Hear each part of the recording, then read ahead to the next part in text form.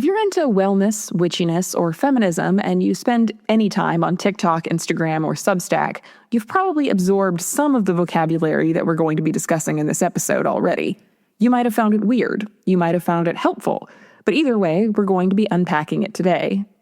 Here's what you might have heard in a TikTok recently. A woman in her divine feminine is magnetic. She does not chase, she attracts. She does not force, she flows. Her presence is her power. She is receptive, grounded in her body, surrendered, intuitive. She gives from overflow, not depletion. She validates herself from within. And if something in your life feels strained or chaotic or exhausting, if your relationships aren't working out the way you want them to, if you feel restless or resentful or chronically overextended, there is a ready-made explanation waiting for you. You are not aligned. You are in your wounded feminine. You are operating from fear instead of trust. You are pushing instead of receiving. The language is soothing. It's spiritual. It sounds like healing. It sounds kind of like empowerment. It sounds like the opposite of the blunt, obvious sexism women have spent the last century dismantling. And that is precisely why we need to talk about it. Because this isn't just a social media trend. It's a publishing category, a business model, a whole spiritual industrial complex where the lack of feminine energy becomes a diagnosis for why your life feels hard.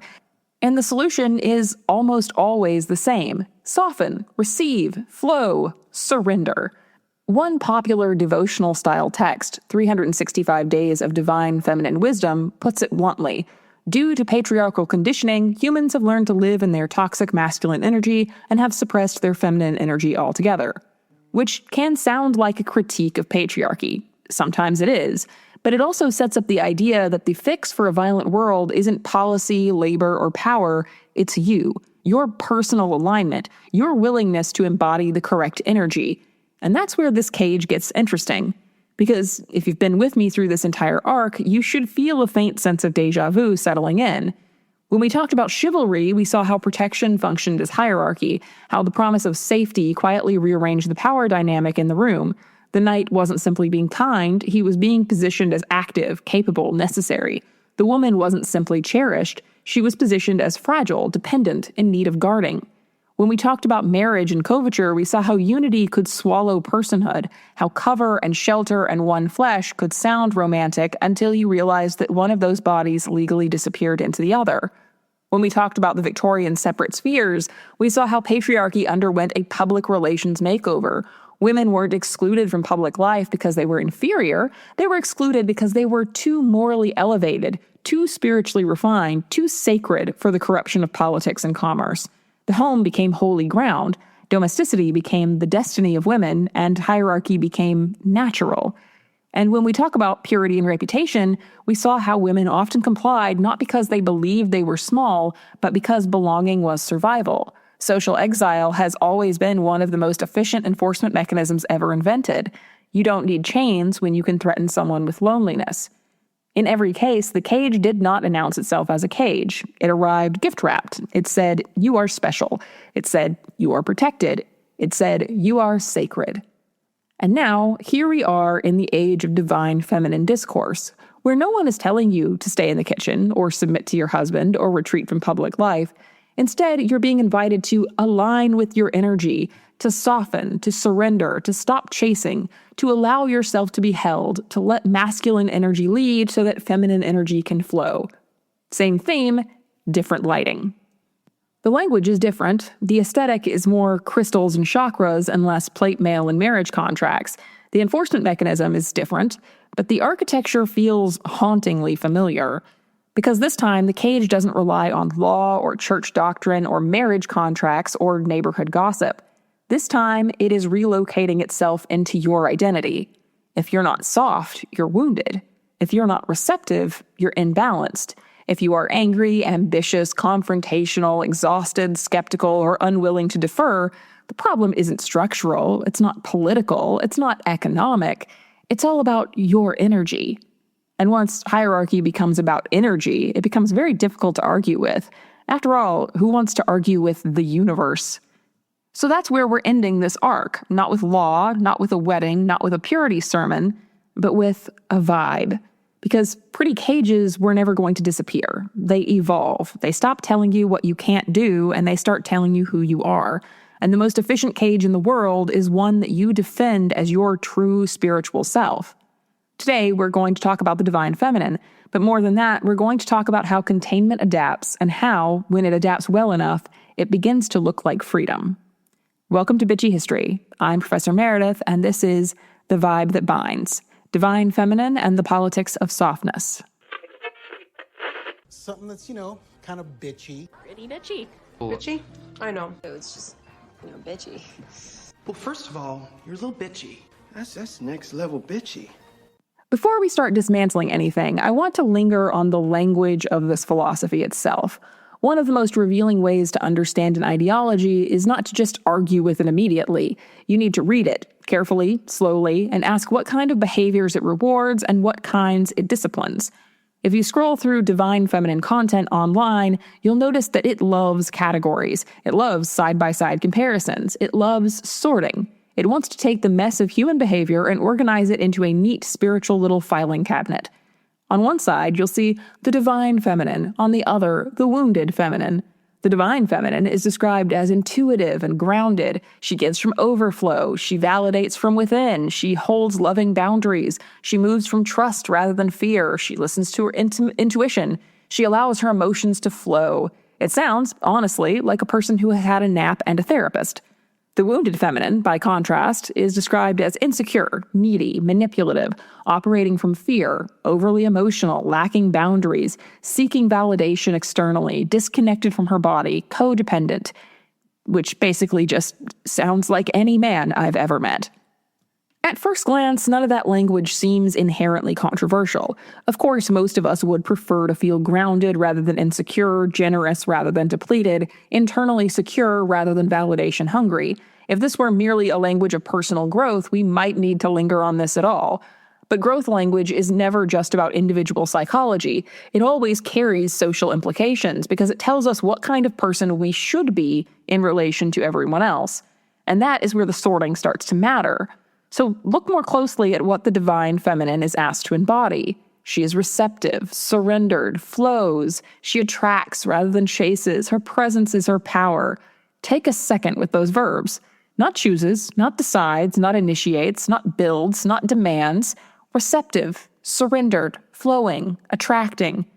Those phrases circulate constantly, like slogans in a New Age bookstore. She does not chase, she attracts. She does not force, she flows. Soft is the new power. Magnetic energy draws the right masculine toward you. It's a very consistent storyline. And the books say the quiet part out loud in a way the graphics don't have to. One modern soft power relationship strategy text tells women that the wall of ambition, independence, and self-protection is blocking what you want, and then immediately reassures you that this is not about being weak. It's about using your gracefulness. Read that again, slowly. Ambition, independence, self-protection. Those are not inherently bad things. They're not spiritual defects, but they can be survival strategies. And they're also exactly the traits women have been punished for whenever we dare to look like full citizens instead of decorative support staff. And then it delivers the mission statement of every pretty cage we've studied this season. The only thing you have to change is yourself. And here the pattern begins to emerge. Not as a shout, but as a murmur underneath all of these affirmations. If she does not chase, then she does not initiate. If she doesn't force, then she doesn't insist. If she flows, then she adapts. If she is magnetic, then she becomes desirable and waits for response. Her power lies not in action, but in presence, not in pursuit, but in positioning.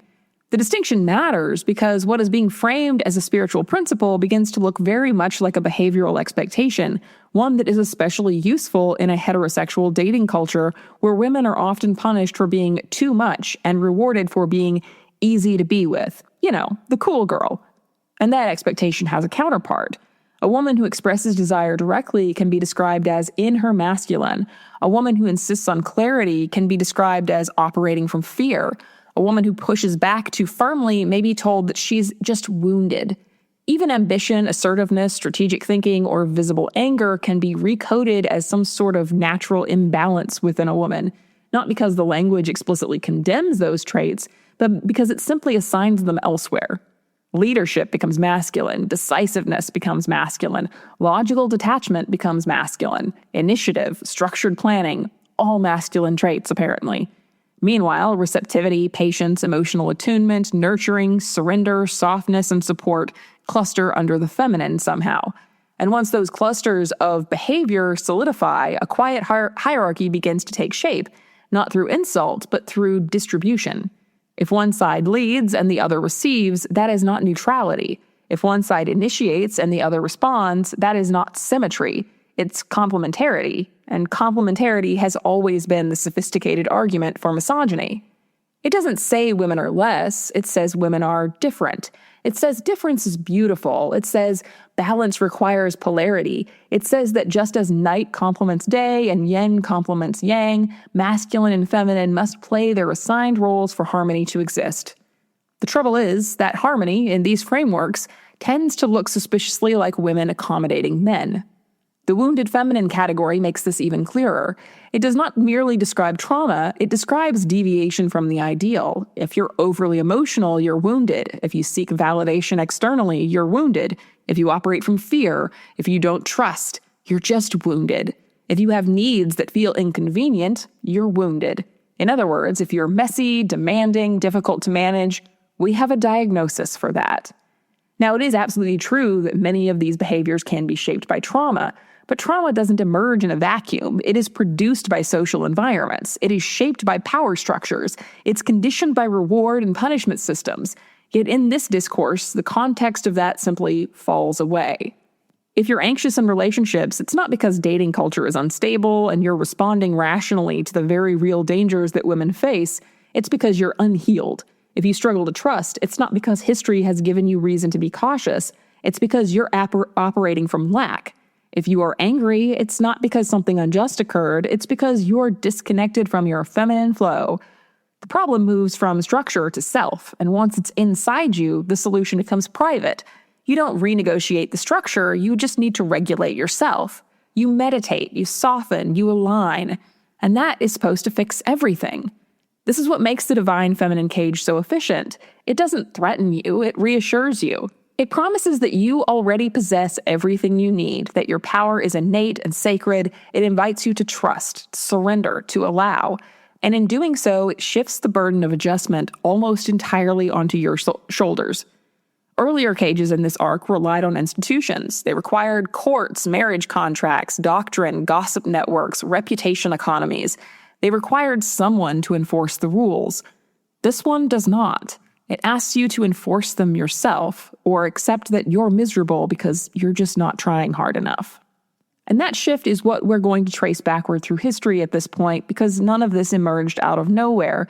The vocabulary may be new, but the instructions aren't. If you strip away the pastel graphics and softly lit reels, what you begin to see is not something unprecedented. It is something very old moving under a new name. So let's head back to the 19th century one more time in this arc. As industrialization transformed Western societies and women began pressing more visibly against the boundaries of public life, an ideological response emerged that we now refer to as the doctrine of separate spheres. The claim was not that women were inferior. By that point, blunt declarations of inferiority were becoming less culturally elegant. Instead, women were described as morally elevated, spiritually refined, naturally nurturing, uniquely suited to the home. Men, in contrast, were described as rational, competitive, built for the public sphere, for politics, commerce, and visible authority. This arrangement was framed not as exclusion, but as harmony. It was not described as hierarchy, but as complementarity. Women and men were said to possess different but equally valuable traits, and those traits conveniently mapped perfectly onto the division of labor that kept political and economic power concentrated in male hands. It's always amazing how destiny lines up with whoever already has the money and power. The home becomes a sacred space. Domesticity isn't a limitation, but a calling. Emotional labor becomes a virtue, and the idea that women were simply wired differently began to acquire scientific backing through evolutionary theories and medical arguments about female nervous systems and supposed fragility. Once you can call the hierarchy nature, you don't have to defend it as politics. Victorian separate spheres don't just divide labor, it moralized it. It It didn't say you're banned, it says you're better at this, and then it pathologized you if you weren't better or you didn't feel fulfilled by that role. Sound familiar? Modern divine feminine discourse often does something similar by framing feminine energy as the moral and spiritual antidote to what's wrong with the world. When a text tells you society is broken because we've suppressed the feminine and live in toxic masculine energy, it kind of sounds radical, but it also positions women as the repair crew for male violence, the stabilizers, the soothing atmosphere, the emotional environment, the spiritual housekeeping staff for a civilization that keeps breaking itself. What is striking when you place that doctrine alongside modern divine feminine discourse is not the difference, but the echo. Today, we are told that masculine energy is active, structured, logical, and directional. It builds, it leads, it decides. Feminine energy, meanwhile, is described as intuitive and flowing and nurturing. It feels rather than calculates. It trusts rather than strategizes. It allows rather than initiates. The language of energy appears to remove the conversation from social hierarchy and relocate it somewhere in the cosmos. If these are universal principles like yin and yang, sun and moon, structure and flow, then questioning their arrangement can feel something like questioning gravity. It sounds spiritual rather than political, and that's the point, because the practical implications look remarkably familiar. When masculine energy is consistently described as leading and feminine energy as receiving, the structural hierarchy remains intact. When masculine energy is decisive and feminine energy is supportive, the division of authority is preserved.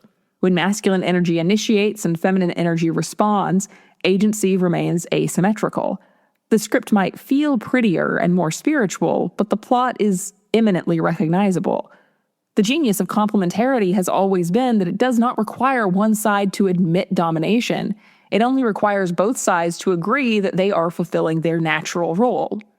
Victorian cultures insisted that women were happiest when operating within their domestic sphere, and that stepping outside it risked social disorder and personal imbalance. Modern divine feminine discourse suggests that women are most aligned, most radiant, most magnetic when they soften into receptivity and trust masculine leadership. The language shifts from moral duty to energetic harmony, but the behavioral expectations are remarkably consistent. Even the appeal to biology has not disappeared. It's simply been spiritualized. 19th century texts attributed women's supposed emotional volatility or maternal instincts to reproductive systems and nervous constitutions. Late 20th century pop psychology treated men and women as fundamentally different creatures with different brains and communication styles. Contemporary spiritual self-help often insists that these energies aren't really gendered, yet the traits assigned to each category map almost perfectly onto long-standing stereotypes of gender roles, which is why we need to talk about the wired different industry directly. If there is one phrase that has survived pretty much every era of gender politics, it is some variation of this. Men and women are just wired differently. The specifics change, the tone changes, the confidence level rises and falls depending on the decade, but the underlying claim remains remarkably stable. There is something fundamental, biological, innate, even cosmic that separates the sexes in ways that make certain roles feel not only natural but inevitable. In the 19th century, emerging scientific frameworks were marshaled in support of separate spheres ideology. Physicians and evolutionary theorists speculated about the female nervous system, reproductive energy, and supposed cognitive limitations that made political life dangerous for women. The argument was not framed as cruelty, it was framed as protection. Biology was destiny, and destiny was conveniently domestic. Convenient, again, how that works out. By the late 20th century, the rhetoric modernized, but it never really disappeared. Relationship guides popularized the idea that men and women operate with fundamentally different emotional and neurological systems. Communication breakdowns were attributed to brain chemistry and hardwired tendencies. Men retreat into caves, women process through connection. Men value solutions, women value empathy. These distinctions were framed as neutral differences rather than hierarchies, yet they often reinforced the expectations that women would manage emotional labor while men maintained decision-making authority. If you want to see the late 20th century prototype for wired different, look no further than the book Men Are From Mars, Women Are From Venus. In it, John Gray describes the famous dynamic as a natural male stress response. Men go to their caves, they withdraw, and a woman is encouraged to reinterpret that withdrawal as normal rather than emotional and relational neglect. And then he makes the accommodation move explicit. To expect a man who is in his cave instantly to become open, responsive, and loving is as unrealistic as expecting a woman who is upset to immediately calm down and make complete sense. Notice what's happening. Difference is presented as inevitable, and the solution is translation, patience, adaptation, which in practice often means women doing more emotional labor so the relationship can keep functioning on a man's terms. That's the hinge between the older biological essentialism and today's energy essentialism. And there is a reason these frameworks are popular. They're comforting. If conflict is caused by biology, then no one has to ask harder questions about power. If men are naturally this way and women are naturally that way, then the problem is misunderstanding rather than inequality. We can buy the book, learn the cheat codes, and avoid confronting who is benefiting. Divine feminine and masculine discourse inherits this logic and then further spiritualizes it. Instead of citing hormones or neural pathways, it cites archetypes and energy. In some formulations, polarity is presented as essential, and when masculine leads while feminine receives, balance is achieved. Energy becomes theology. Now, energy sounds more flexible than biology, and advocates often insist that everyone contains both energies and that balance rather than rigid gender roles is the goal. But in practice, especially in algorithm-driven content, the energies map predictably onto traditional gender roles. Women are encouraged to drop into their feminine, to soften and trust and allow masculine provision. Men are encouraged to step into their masculine, to lead, protect, and provide direction. The cosmic framing obscures the fact that we are rehearsing very, very old scripts. The deeper problem is not merely that these scripts exist, it's because they obscure socialization. From early childhood, girls are often rewarded for cooperation, emotional attunement, and aesthetic self-presentation. Boys are rewarded for assertiveness, independence, and risk-taking. Girls who express anger may be labeled dramatic. Boys who express vulnerability may be labeled weak. Over time, these patterns create observable behavioral differences, and those differences are then retroactively declared innate. Observable difference does not equal innate destiny. When social conditioning is misread as nature, hierarchy becomes self-justifying. And divine feminine discourse, especially in its more prescriptive forms, risks replicating this error by treating archetypal traits as intrinsic truths rather than culturally reinforced behaviors. The fact that many women feel pressure to manage relationships, smooth conflict, and maintain emotional equilibrium is not simply evidence of innate nurturing energy. It's also evidence of centuries of expectation. This is why the wired different narrative isn't harmless. It provides the scaffolding that makes complementarity feel inevitable. If difference is natural, then hierarchy becomes order. If hierarchy becomes order, questioning it feels like chaos. And when hierarchy is framed as cosmic balance, questioning it feels a lot like blasphemy. Which brings us to the final complication in this situation, the appeal to goddess history and the claim that divine feminine discourse is not about submission at all, but about reclaiming ancient power. That claim deserves careful attention.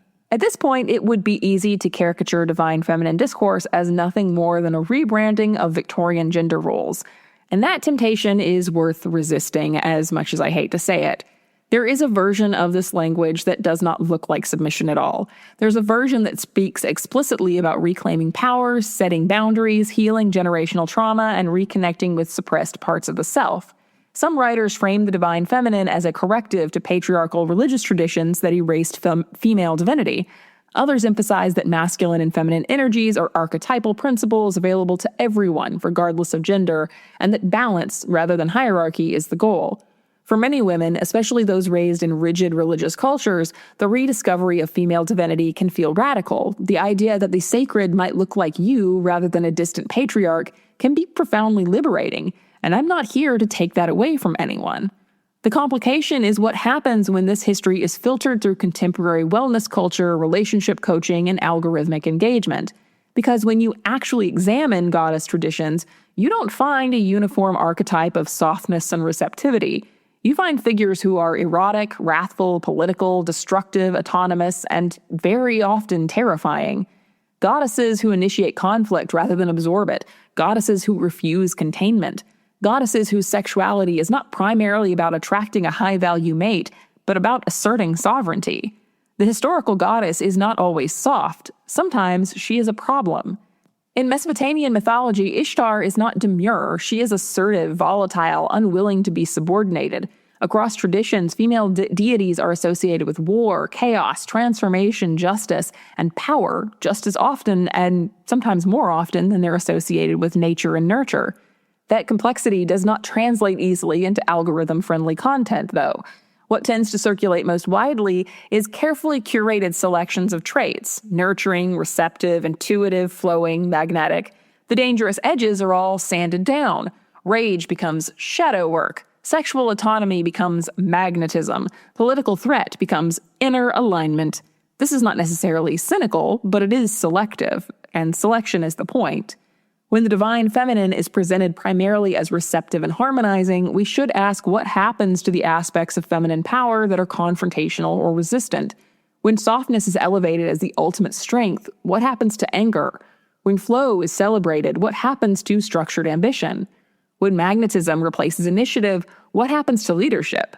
Because if the sacred is only allowed to be palatable, it is already being domesticated.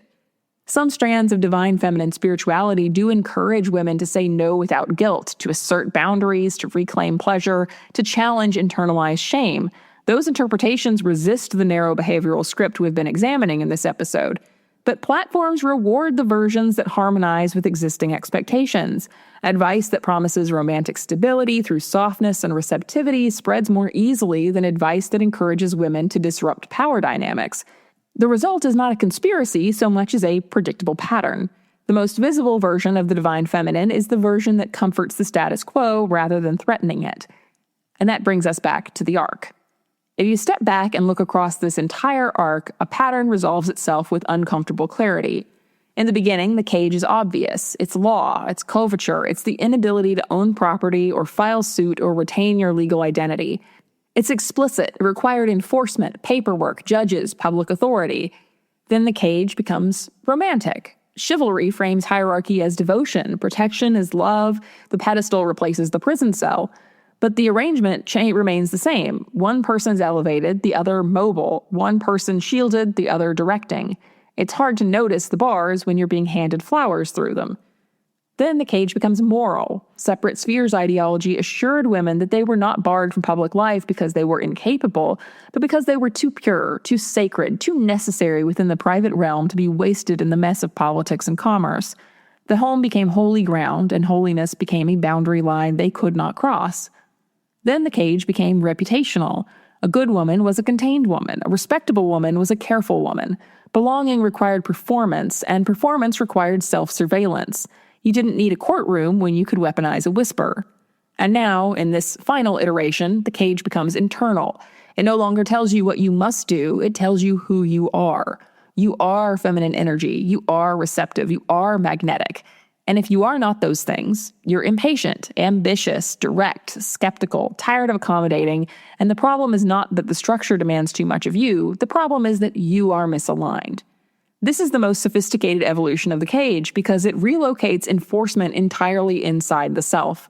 Where earlier systems relied on husbands, churches, courts, or communities to correct women's behavior, this one encourages women to correct themselves. It replaces law with language, doctrine with diagnosis, and diagnosis carries authority. You can see the same blueprint operating across centuries even as vocabulary changes. First, flatter. Tell women they are special, sacred, elevated. Praise disarms resistance because praise rarely feels threatening. Second, essentialize. Describe certain traits as natural, innate, woven into biology or archetype. Preference becomes destiny. Third, pathologize deviation. If a woman steps outside the prescribed traits, she's not resisting hierarchy, she is imbalanced, wounded, operating from fear. Fourth, privatize the solution. The remedy lies not in restructuring institutions or redistributing labor, but in personal adjustment, softer communication, deeper healing, better alignment. And the self-help shelf says this part out loud. The only thing you have to change is yourself. That sentence could sit comfortably in a Victorian conduct manual. It could sit comfortably in a 1990s relationship guide. And it can sit comfortably under an Instagram reel about alignment. Different era, same instruction. Adjust yourself to fit the structure and call it harmony. Fifth, remove structural critique entirely. Once everything is framed as energy or polarity, power becomes invisible. There's no oppression, just imbalance. No inequality, just miscommunication. That's a very useful story for any structure that wants to remain intact.